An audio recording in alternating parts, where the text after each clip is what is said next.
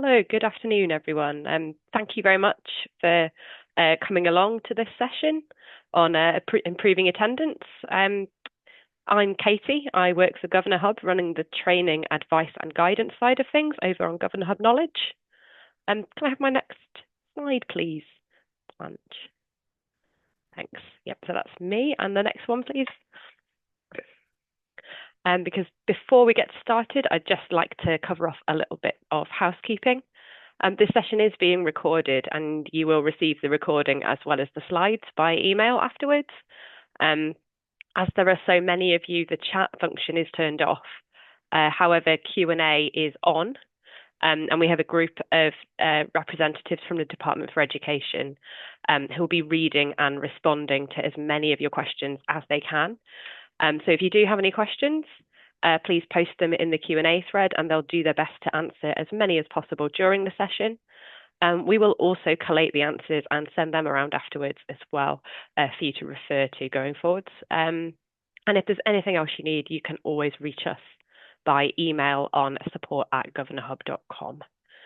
Okay, so let's get started. Can I have my next slide, please? Okay, so we are all familiar with headlines like these. These are all from last year.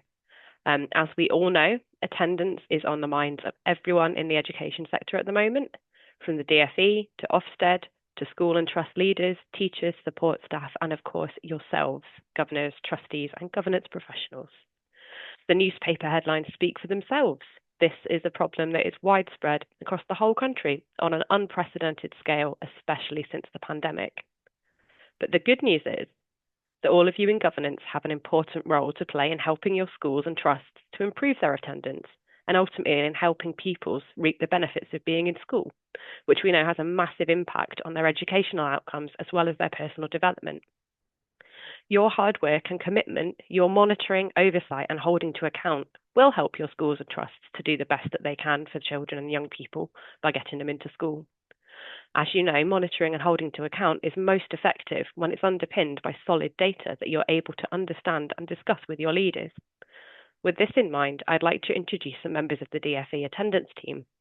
They've been working with input from others involved in governance like yourselves on a suite of tools that will make it easier for your school and trust leaders to share this data with you and for you to work with them to use this data to focus improvement efforts.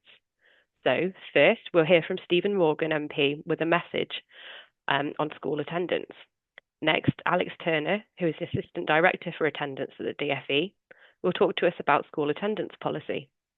This will be followed by an introduction to the new Monitor Your Attendance data tools by Caroline Kempner. Charles Livesey will explain the absence bandings. James Lawrence, who is Head of Strategic Data Science Projects, will tell us about the absence summary report. And finally, back to Alex Turner to run us through some questions that you should ask your school and trust leaders. So without any further ado, over to the DfE. Good afternoon, everyone, and thank you for joining us today. I'm Stephen Morgan, the Minister for Early Education and the Minister responsible for school attendance. As a former Chair of Governors myself, I would like to start by thanking those on the call for your significant contributions to improve attendance in your role as governors. Since taking up this post, I've visited many schools and seen firsthand what schools are doing to support more pupils overcome the barriers to attendance. Thanks to the hard work of schools, trusts and local authorities, attendance improved last term, but there is further to go to return to the levels of attendance we saw before the pandemic. School attendance is critical to my government's mission to break the link between a child's background and their future success. Regular attendance is essential for ensuring every child and young person has every opportunity to succeed. Today's webinar will focus on the use of data to improve attendance. By using data effectively, we can make informed decisions and work together to implement targeted strategies to support pupils. As governors, we ask that you take a data-focused approach to tackle absence effectively, regularly reviewing attendance data, discussing and challenging trends, and helping school leaders focus improvement efforts on the individual pupils or cohorts who need it most. To help you tackle absence, schools can access an attendance toolkit developed in collaboration with Rob Tarn, the National Attendance Ambassador and Attendance Hub Leads. It helps school leaders to identify the drivers of absence and adopt effective practice to improve attendance. I want to take a moment to thank every one of you for the work that you do to support our schools. I know from my time as a governor that improving attendance requires constant focus, and effective whole school approaches require regular ongoing support, guidance and challenge. Thank you once again for being here today. Good afternoon everyone, and Good afternoon, everyone. My name is Alex Turner, and I work in the attendance division here at DfE. I thought I'd start before we dive into some of the excellent data colleagues will be showing you, just to talk a bit about the context, which Katie sort of framed with the headlines at the start of this webinar. If we could go on to the next slide. We talk about absence being higher post-pandemic, but I think it's helpful at this point to talk about the different challenges the schools you work with are likely to be experiencing.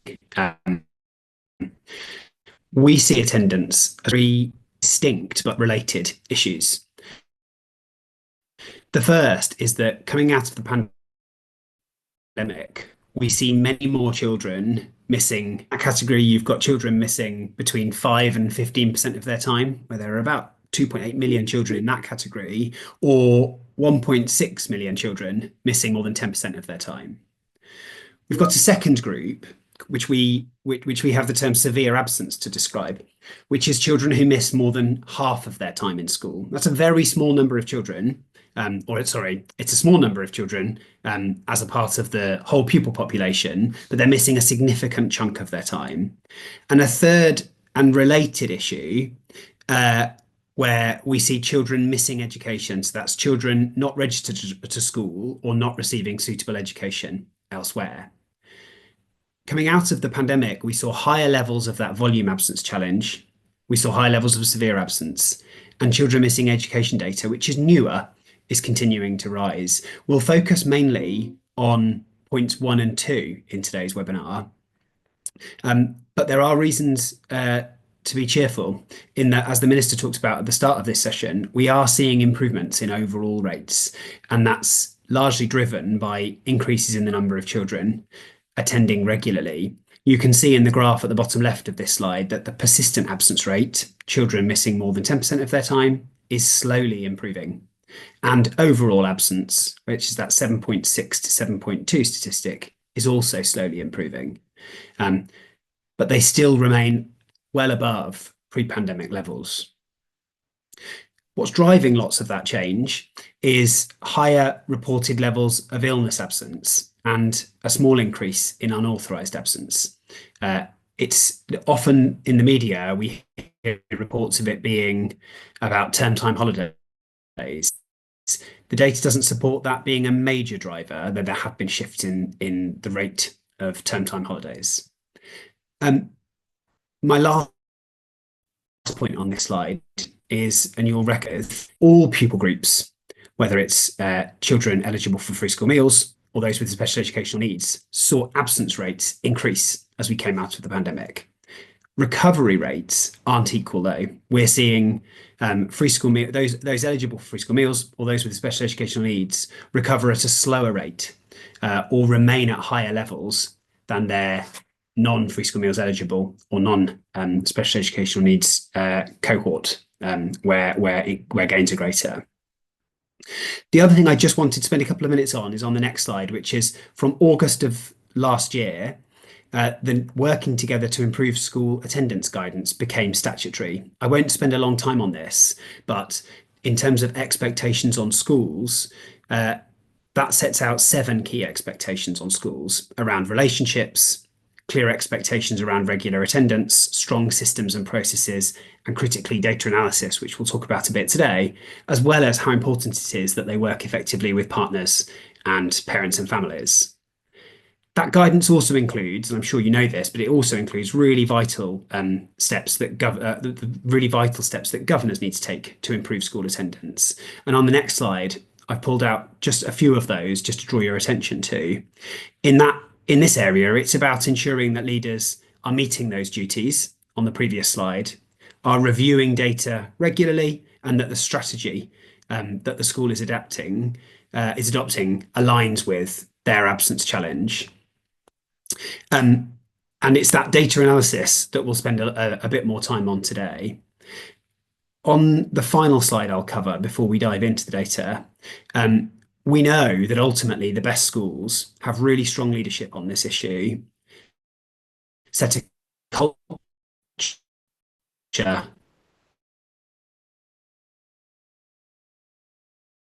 that fosters really regular attendance in all children. Really assist quickly in putting in place its support or additional actions to try to stop absence further declining or absence becoming entrenched. They're hyper personal in the way they work with families and have really effective relationships with local authorities or wider services to support children where the solutions to their barriers of attendance sit outside of their school gates.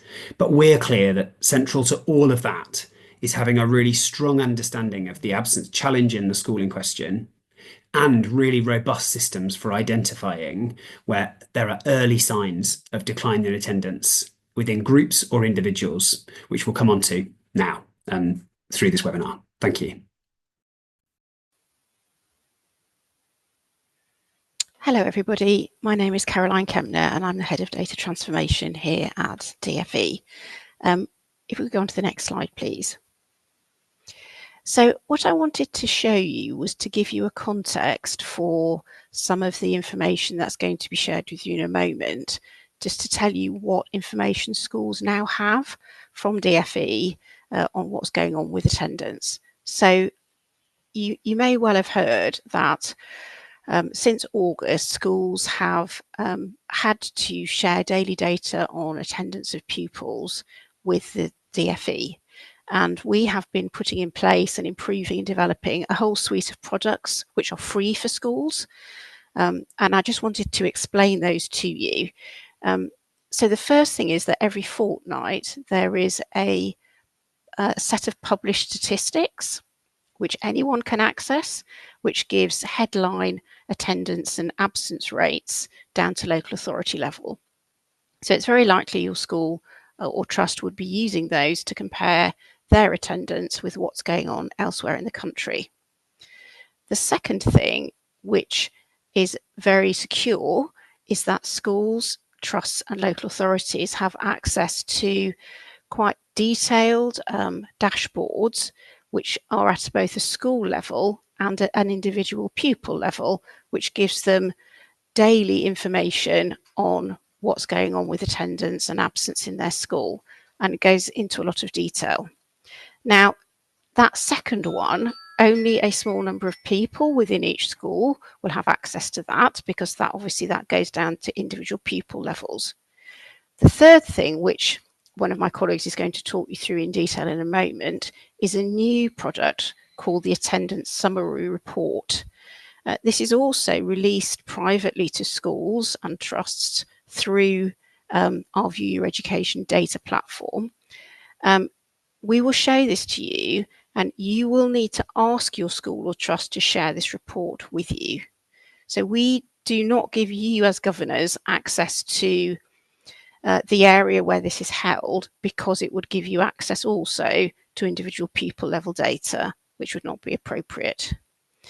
The other thing I just wanted to mention briefly is that through this process, because we wanted to reassure schools and people who are sharing their data with us, we have spent a lot of time working with schools and also the Information Commissioner's Office to make sure that our data protection and data security is at the level it needs to be for this project.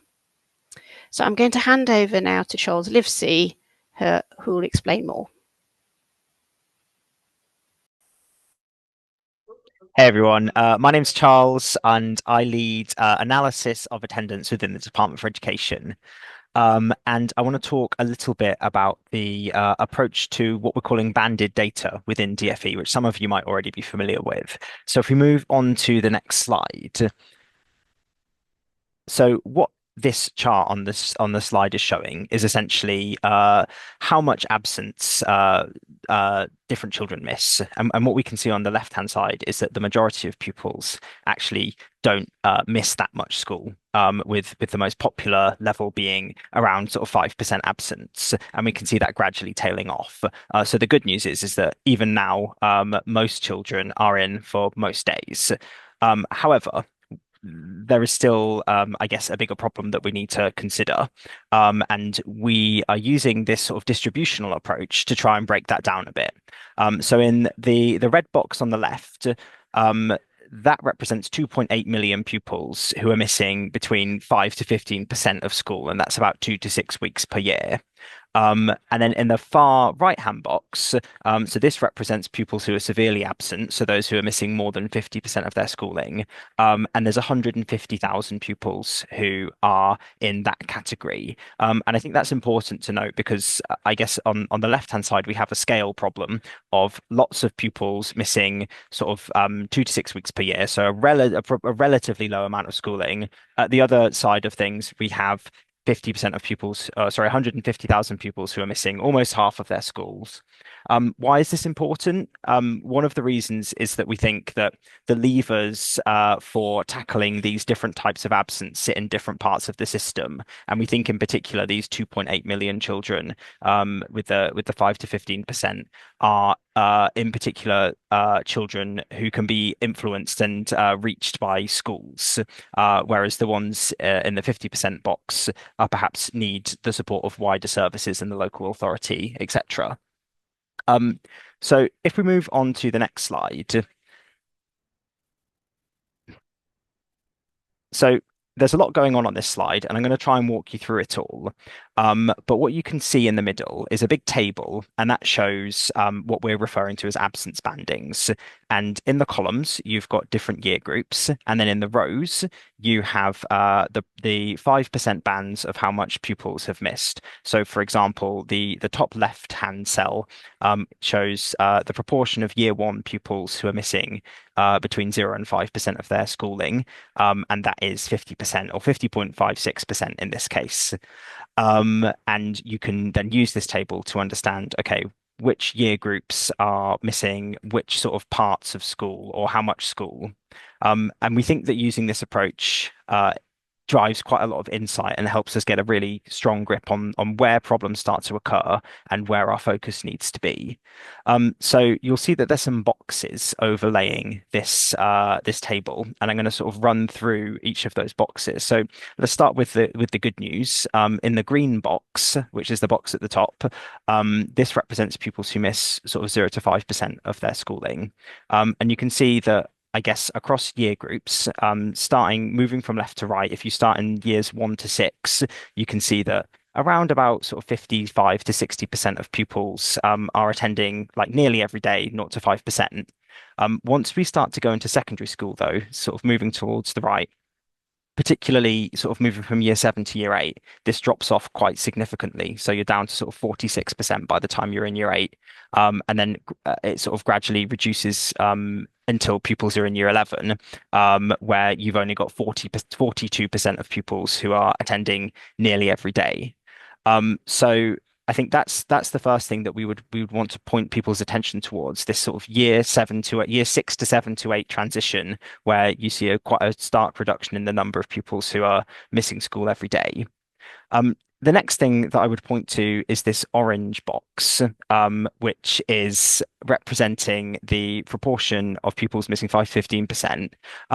I would say the main thing here to watch out for is there's 37% of pupils sit in this group. We think that's quite a sort of large, influenceable group of pupils, and that's quite stable across different year groups. And then moving down to the red box. So this is showing the proportion of pupils who are severely absent and missing more than 50% of their schooling. Again, moving from left to right, you see that in primary school, actually, this is relatively low. So it's 0.74% in year 2, for example. However, once you get up to year 11, this is almost getting up to 5%. So this was the picture. This is using the latest full year national data, which is 22-23. Moving on to the next slide, just by way of comparison, this shows the figures before the pandemic. And I'm not going to go into a huge amount of detail here, but a few things I think it's worth pointing out. So the first thing to say is that if you look at the green box and the proportion of pupils attending every day, you see that those figures are much higher. So whereas pre-pandemic at sort of key stage 1 and 2, you were looking, well, in the most recent data, it's about sort of 55%. You're getting almost close to 75% before the pandemic. And in fact, even the worst year group in year 11 in 18-19 before the pandemic is doing better than the best year group now. So I think that's a really sort of stark way of putting it. The other final thing that I'd like to sort of point people's attention towards on this slide is the fact that severe absence was significantly lower as well. One thing that I haven't shown you in this data, but is something we're seeing in the underlying data is that Alex mentioned that we are seeing improvements in overall attendance on the whole. One thing that is still continuing to worsen is severe absence. And we think that there's a role that schools can play there, particularly sort of like collaborating with local authorities and wider services. And that's probably the one part of the problem which we continue to see moving upwards rather than reducing. I'm going to move on to the final slide now that I have to show you, which I think is a bit more good news and represents some of the green shoots.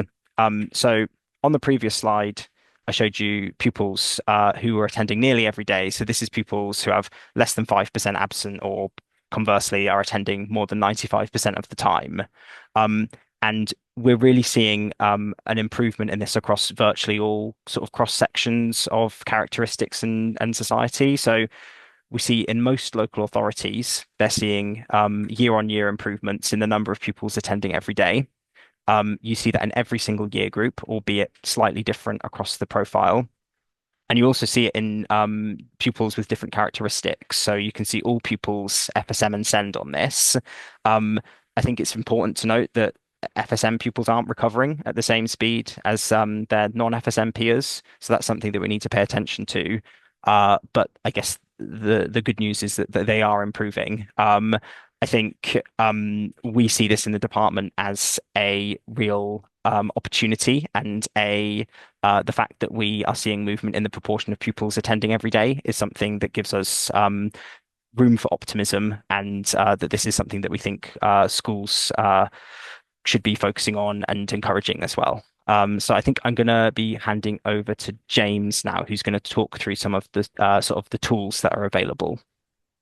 Thanks, Charles. Hello, I'm James Lawrence. I lead a cross-cutting data science team at DfE, and I'm going to talk to you about the Monitor Your School Attendance Summary Report, which is a new report that became available to mainstream secondary schools on View Your Education data, as Caroline outlined earlier, in the second half of last term. So some of you might have seen these already. Next slide, please. So schools can find their reports on the View School Attendance Data item under your attendance summary. I'm not going to go too much into that because as governors, you won't have direct access to these reports, but do ask your schools to share them with you. The summary report is distributed every half term, and I'm going to run through what you'll see in these reports. All the figures in this part of the presentation are just examples. They're not the real national averages. They're not the performance of any school. And the report starts with a comparison of a school's overall attendance and persistent absence rates with the national average for the time period covered by the report.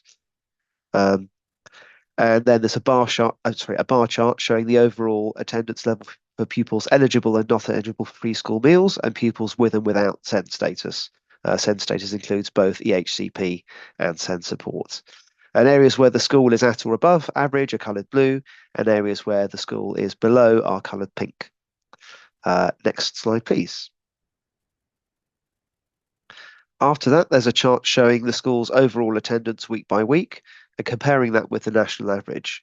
So as a governor, you could use this in collaboration with your school's leadership to see whether attendance maybe in the last week of the half term went down more or less than the national average, or you can make comparisons about individual weeks, again with the national average. Next slide, please. Next, the report contains a comparison between the school's attendance this academic year compared with the same period in the previous academic year, and that's split into the same 5 pupil groups as the previous plot comparing to the national average. And once again, groups with attendance below last year are coloured pink, and groups with attendance at or above last year are coloured blue. Next slide, please. Lastly, the report contains an absence banding table, which may be familiar to you if you've seen other similar tools on View Your Education data, if your school has shared them with you. It shows the proportion of pupils in each year group in each 5% absence band up to 50%, and then the proportion of persistently and severely absent pupils in each year group. Now, some year groups may not be shown if the school doesn't have that year group or if there's a very small number of pupils in that year group. Next slide, please. So the attendance summary report is based on daily attendance data submitted by the school, and the school's free to use it and share it as they like. And DfE encourages them to do so, particularly with governors and with other stakeholders. And both governors and school staff have told us that this report is a significant time saver, and especially for governors who govern more than one school, having that standardised format can be very helpful. The reports do have safeguards in place that they won't reveal identifiable information about pupils, so schools are free to share them more widely if they want to. And we encourage schools to use the reports and for governors to use the reports together with leadership to identify areas to explore in more detail. And the reports do contain instructions for how schools could use the other tools in View Your Education data to do that. In this example, the school was above average in increasing overall attendance for all the pupil groups except for pupils eligible for free school meals.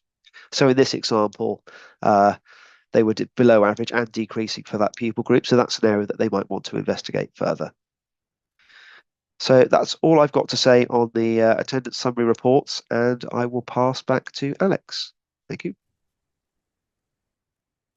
I'm hoping that this time I'm not lagging, that someone will tell me if I am. Thanks so much, James and colleagues. As we've said a couple of times, this is a really, really key issue for school leaders up and down the country. So we thought we'd spend a couple of minutes on the questions you might ask. I've seen a question in the chat about when it would be reasonable to ask leaders for this report. And I think James said these reports for secondary mainstream at the moment and for trust leaders and local authority leaders are issued in the first week of a half term. So soon after then, you could ask leaders to give you that data, and I would encourage that to be one of your questions. I think there's a sort of set of questions you could ask, and I've captured them across the guidance that I tried to set out at the start. This is a number one issue we know for a number of schools up and down the country, and so it's reasonable to start a discussion on attendance by asking where it might sit in school improvement priorities or development. And this data can be particularly helpful is around how leaders are evaluating Alex, you're lagging again. Apologies, I'll try turning my video off. Does that improve things, Caroline?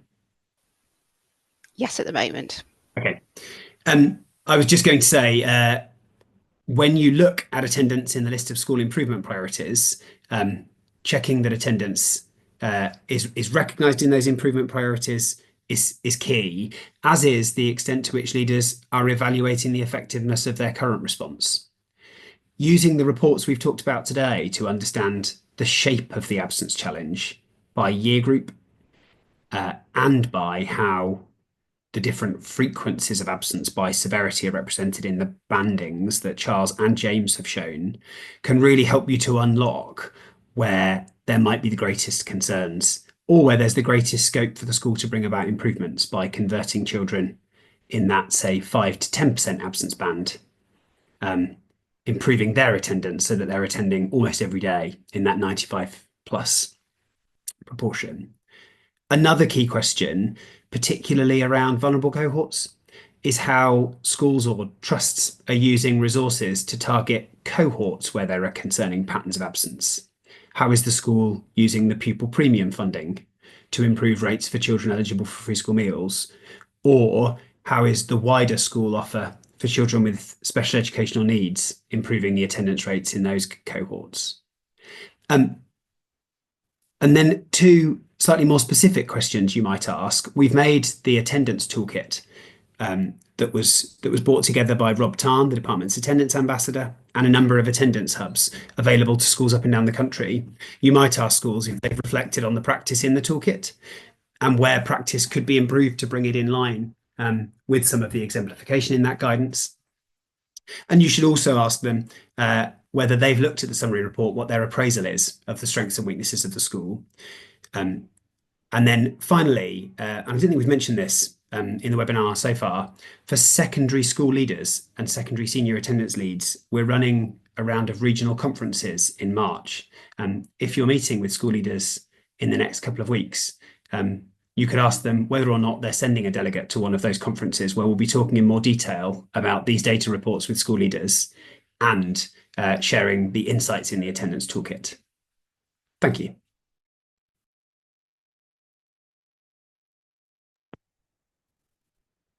Okay, I think that was the end of all of our planned contributions from the colleagues at the Department for Education. So could I just have the closing slide, please? Yeah, so of course I'd like to say thank you to everyone who contributed from the Department for Education. Thank you for taking the time to highlight how useful these tools are going to be for governors and trustees.